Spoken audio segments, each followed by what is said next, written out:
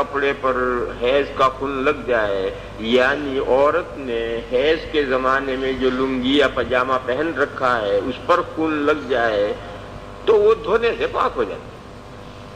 البتہ دھونا ہے اسے اچھی طرح سے، وہ کپڑا ناقابل استعمال نہیں ہوگا، اس کو دھو ڈالیے پاک ہو جائے گا، بس اتنا ہی مسئلہ ہے. وبه قال حدثنا ابن ابي عمر قال حدثنا سفيان عن هشام بن عروة عن فاطمة بنت المنذر عن اسماء ابنة ابي بکر الصدیق. یہ حضور کی سالی ہیں، انہوں نے خود مسئلہ پوچھا ہے مگر اپنے آپ کو غائب کر رہی ہیں. ان امرأة سألت النبي صلی اللہ علیہ وسلم عن الثوب يصيبه الدم من الحيضة. یہ مسئلہ پوچھا کہ اگر کپڑے پر خون لگ جائے تو کیا کریں، یعنی اس کو پاک کس طرح کریں. حضور نے فرمایا خطی ہی. حد کے معنی دو لفظ ہیں، حد اور حق. ہا لمبی تا اور بڑی ہا اور کاف دونوں کے معنی ہیں رگڑنا، ملنا. حضور نے فرمایا کہ اس کو رگڑو، جہاں کپڑے پر خون لگا ہے اسے رگڑو. یہ خشک نہیں رگڑنا، پانی میں بھگا کر کے کپڑا رگڑنا ہے. پھر پورا کپڑا رگڑنے کے بعد خاص وہ جگہ جہاں خون لگا ہے اسے انگلیوں کے بیچ میں لے کر وہ خاص جگہ رگڑنی، اور وہ بھی بھگا کر پانی ڈالتے جاؤ اور وہ جگہ رگڑتے جاؤ. جب یہ دیکھو کہ عورت دیکھے، جب عورت دیکھے کہ اثر ختم ہو گیا، خون کا اثر ختم ہو گیا، تب کپڑا دھو ڈالے اور سکھا کر کے نماز پڑھے. فقال رسول اللہ صلی اللہ علیہ وسلم خطیہ ثم اقرصیہ بالماء. نہیں، میں نے تھوڑی غلطی کی. پہلی مرتبہ جو کپڑا رگڑے گی خطیہ، یہ خشک کپڑا رگڑے، ابھی کپڑے کو بھگایا نہیں. اس وقت جب خشک ہے اور کپڑا بھی اس کے اوپر خون لگا ہے اور خون بھی خشک ہو گیا ہے تو اس خشک کپڑے کو رگڑے اور رگڑ کر کے پہلے صاف کرے اور صاف کر کے پھر پانی ڈالے اور پھر بھگا کر کے انگلیوں کے بیچ میں وہ جگہ رگڑے. خطیہ ثم اقرصیہ بالماء. یہ مطلب کب ہے؟ جب آپ بالماء کا تعلق قائم کریں صرف اقرصیہ کے ساتھ، تو مطلب یہ. اور اگر دونوں کے ساتھ تعلق قائم کریں تو پھر پہلا مطلب ہے جو میں نے بیان کیا. اور ایسا آگے ایک حدیث آ رہی باب الامامت میں کہ وَلَا يَؤُمَّ الرَّجُلُ الرَّجُلَ فِي سُلْطَانِهِ وَلَا يَجْلِسُ عَلَى تَكْرِمَتِهِ إِلَّا بِإِذْنِهِ. یہ جو الا بِإِذْنِهِ ہے اسے امام احمد نے دونوں ٹکڑوں کے ساتھ جوڑا. یہ آ رہی ہے حدیث.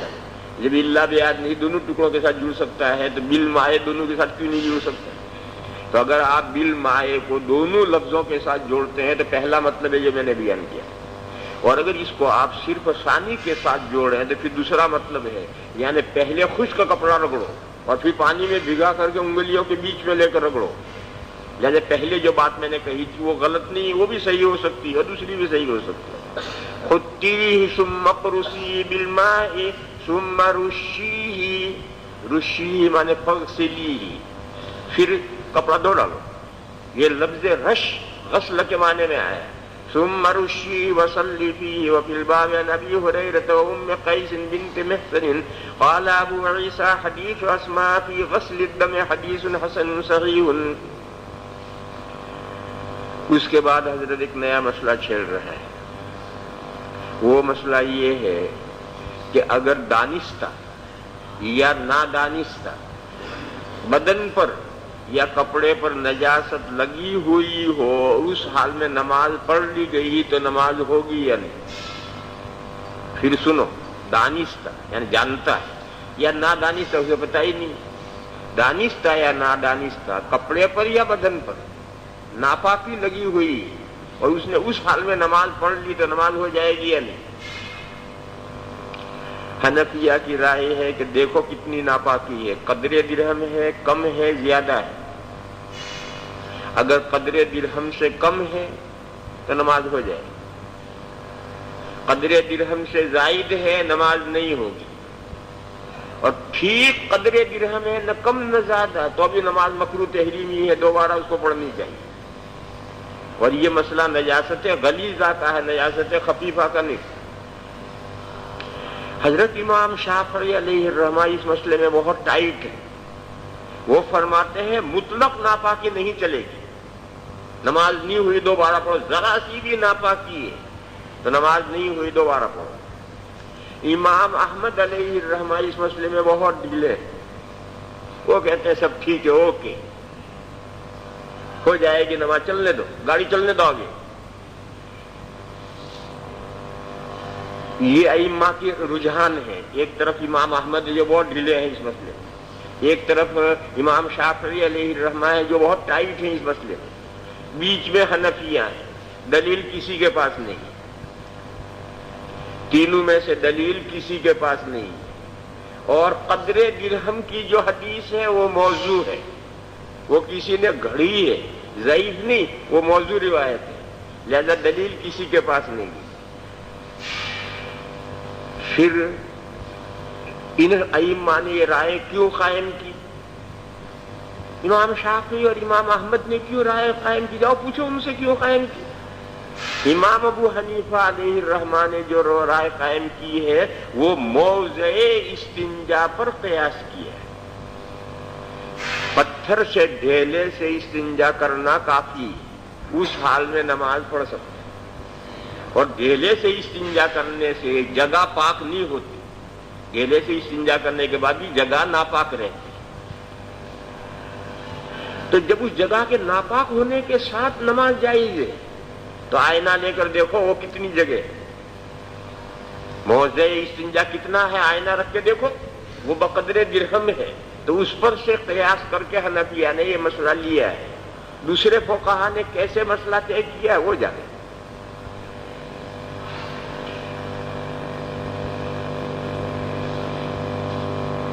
وقد اختلف اهل العلم في الدم يكون على الثوب فيصلي فيه قبل ان يغسله، فقال بعض اهل العلم من التابعين اذا كان الدم مقدار الدرهم فلم يغسله وصلى فيه اعاد الصلاه، وقال بعضهم اذا كان الدم اكثر من قدر الدرهم اعاد الصلاه۔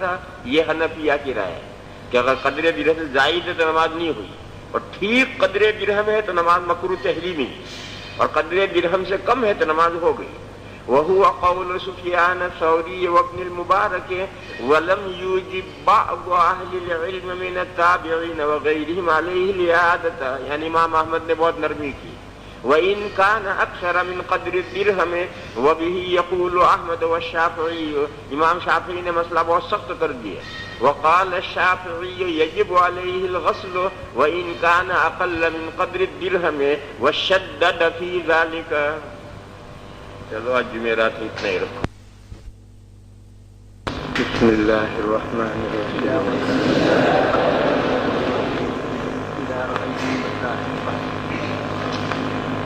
إذا رأيتم المداحين فاحصوا في وجوههم التراب، إذا رأيتم المداحين فاحصوا في وجوههم التراب،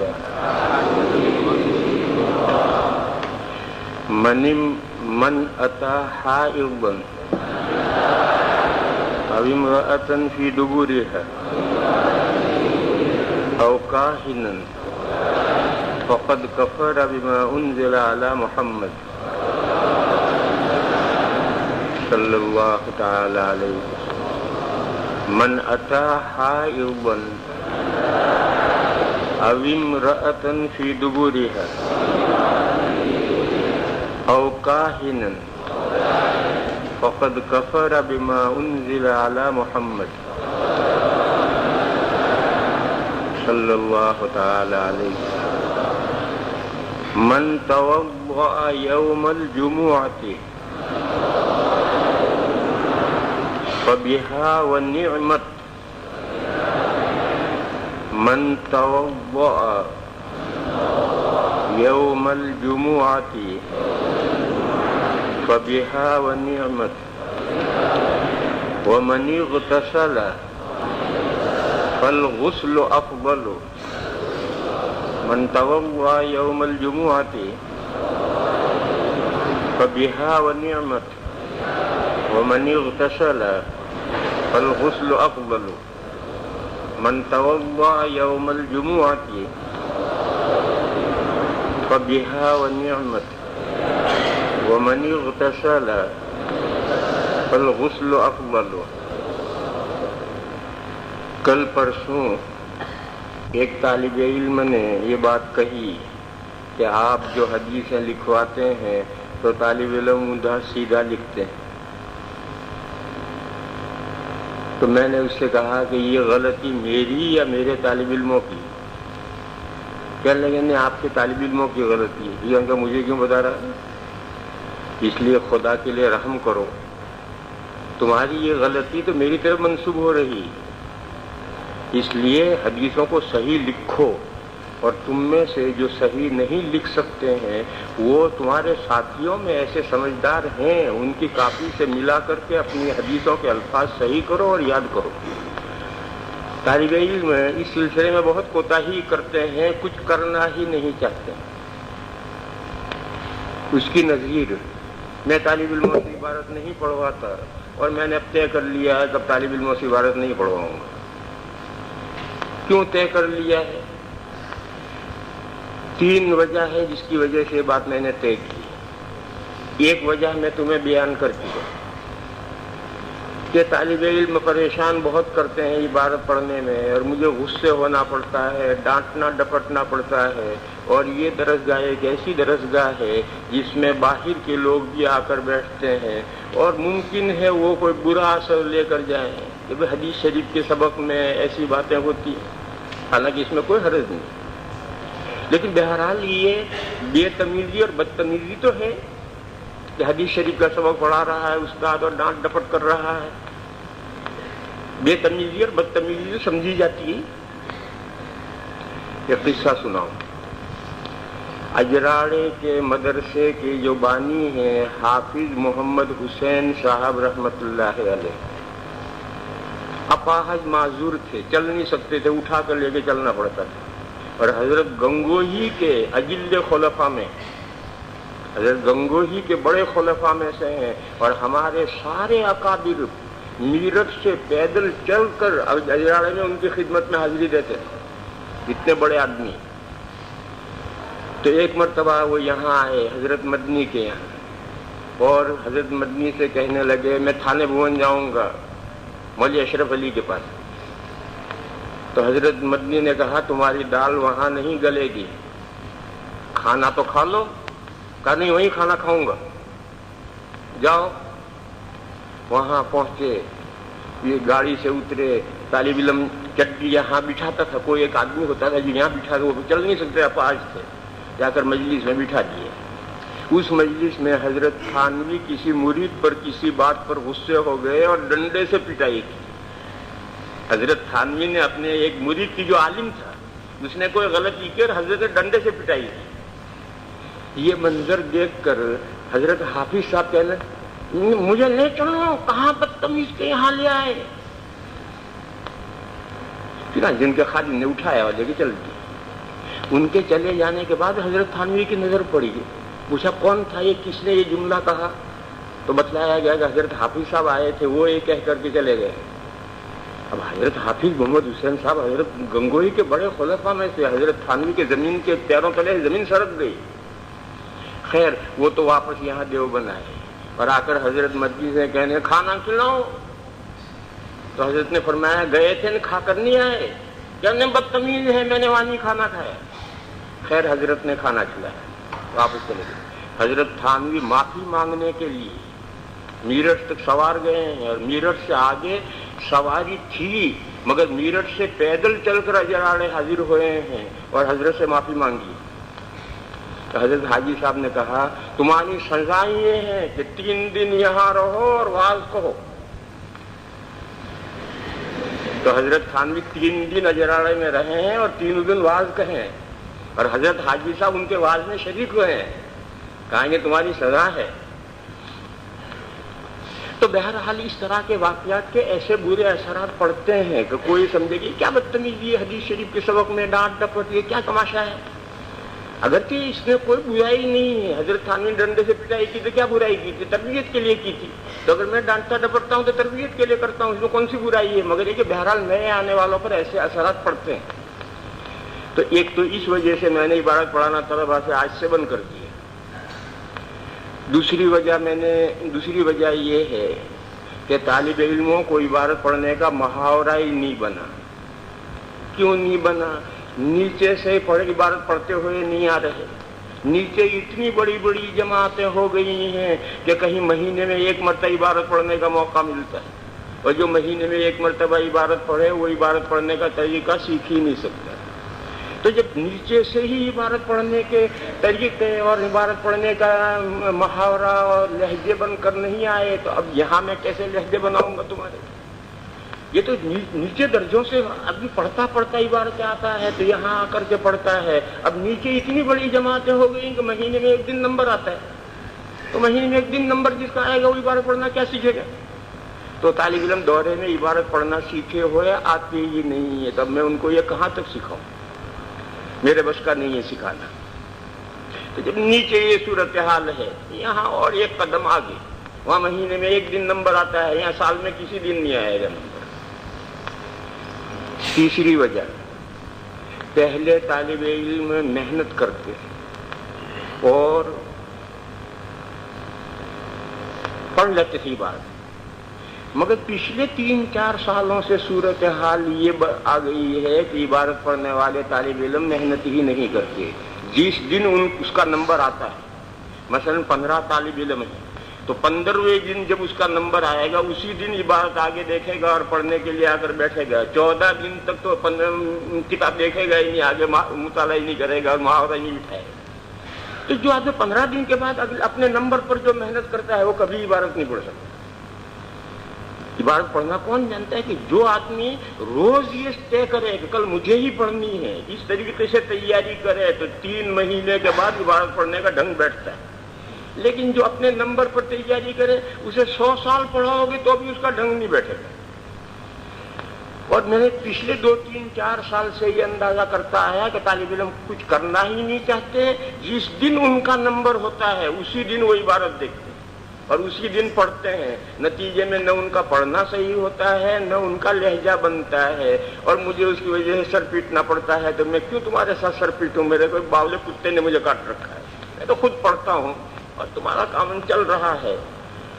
اگر تمہیں عبارت پڑھنی ہو تو جتنے پڑھنے والے ہوں یہ طے کر کے مجھے 2 باتیں لا کر بتاؤ. یہ کہ جتنے مثلا 12 طالب علم ہیں تو 12 یہ طے کریں کہ ہم روزانہ عبارت پڑھنے کی تیاری کریں گے. اور دوسری بات، یہاں ڈنڈا لا کر رکھو میرے پاس کہ جس نے عبارت کے پڑھنے میں غلطی تو میں معاف کرتا ہوں، لیکن لہجہ اگر اس کا بنا ہوا نہیں ہے تو میں ڈنڈے سے سر پھوڑوں گا. یہ 2 باتیں طے کر کے لاؤ جو عبارت پڑھنے والے ہیں تو پڑھواؤں گا، ورنہ مجھے کوئی ضرورت نہیں ہے پڑھوانے کی. سر پیٹنا میرے بس کا نہیں، ڈنڈا پیٹوں گا.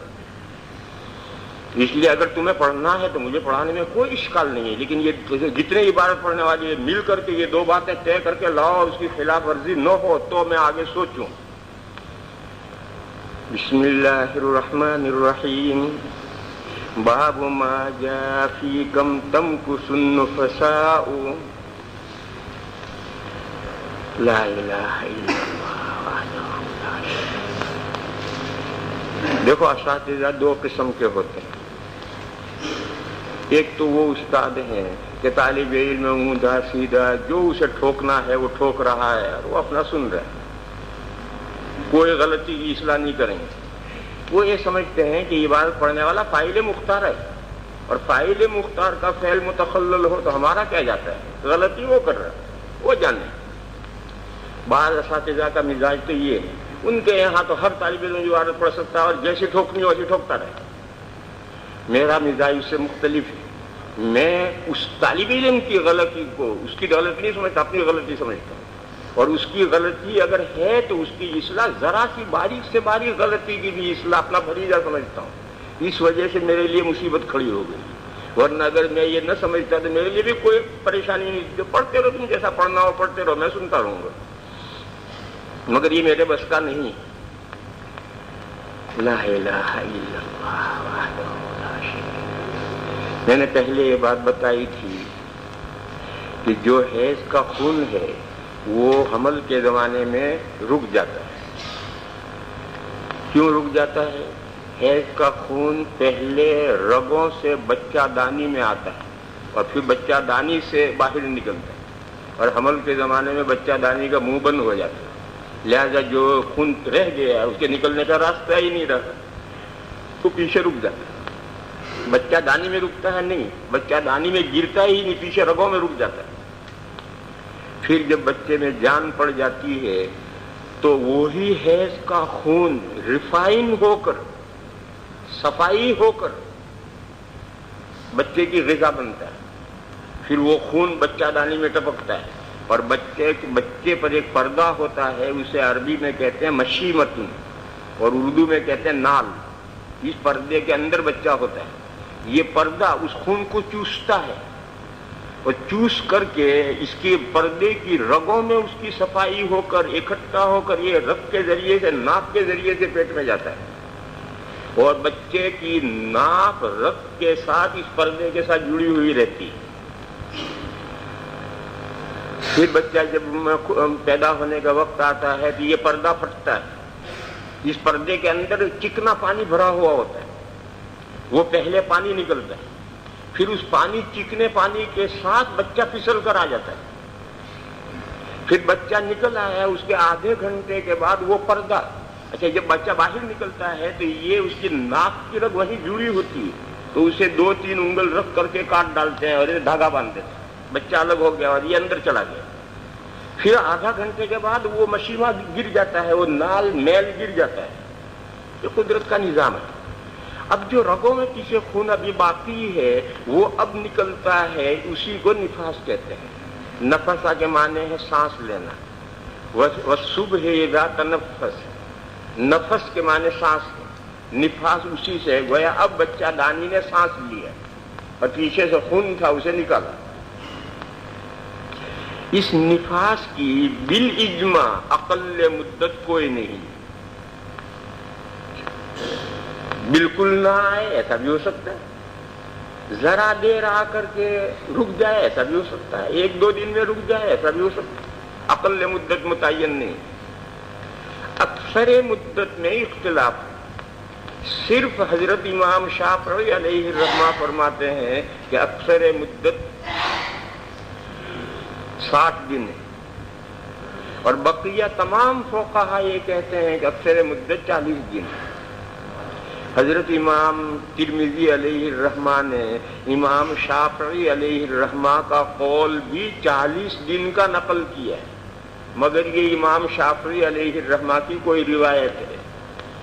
مذہب شافعی میں جو مفتہ بھی قول ہے وہ 60 دن کا ہے کہ زیادہ سے زیادہ نفاس 60 دن آ سکتا ہے، اس سے زیادہ اگر کسی عورت کا خون جاری رہتا ہے تو پھر وہ استحاضہ ہے، اور جمہور کے نزدیک زیادہ سے زیادہ 40 دن آ سکتا ہے، اس سے زیادہ خون جاری رہے تو وہ نفاس، وہ استحاضہ ہے۔ اور اس اکثر مدت سے پہلے جب چاہے بند ہو جائے۔